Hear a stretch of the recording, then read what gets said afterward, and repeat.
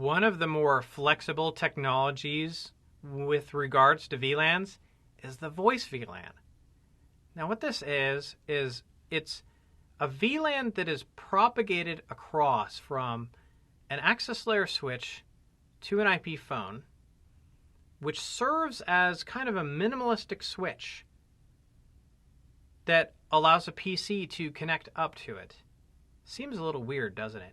Well, look, VVID, which is the voice VLAN, is 312 or 311 or 310.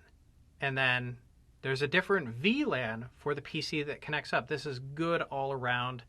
You can enforce quality of service more effectively for the voice traffic, security, management, just all around. Good idea to put your phones into a different VLAN and hence a different subnet.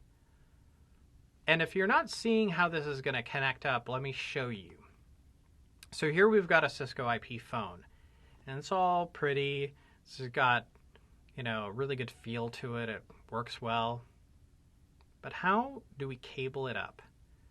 Well, to cable it up properly, we're going to take a look at some of the ports that are on it. I want to get the best view possible. And what we can see is, there we go. It's a little hard to see, but you can see switch and PC. One of these is going to go to the PC. One will go to the switch. Specifically, this Ethernet port goes up to the upstream access layer switch. The other port goes down to the PC that connects up. And that's how these devices are going to grant connectivity and build connectivity in your environment. So what we were just looking at are the two different ports on one of our switches. The one that has the PC label, that's what we plug the PC into. This really helps with cabling our infrastructure together. There is a little bit of terminology for your voice VLANs that I'd like you to be really clear about. If anyone says the native VLAN with regards to a connection from a switch to a phone, the native VLAN is not the native VLAN. The native VLAN is the data VLAN for that. This is the access port VLAN.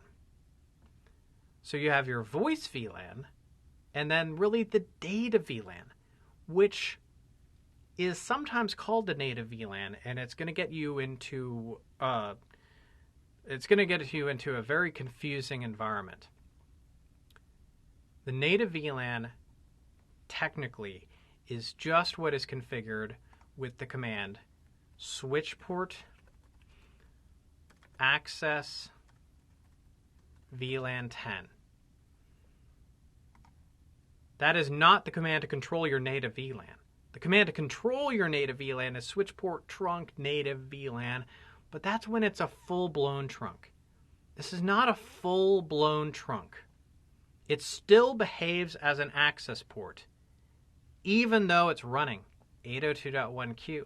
And it's running 802.1q so that it can tag the voice VLAN and give priority treatment to voice traffic because we have the class of service area. Do you remember?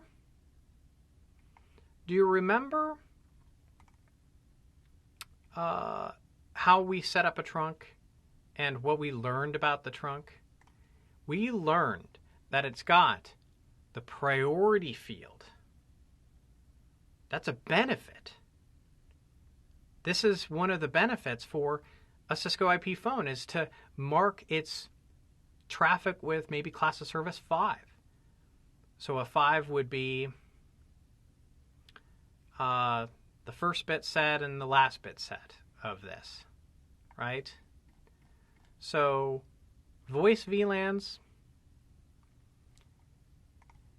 have a trunk link between the switch that they attach to, and then there is a data VLAN, which can also confusingly be called the native VLAN. It's easy to get tripped up by that.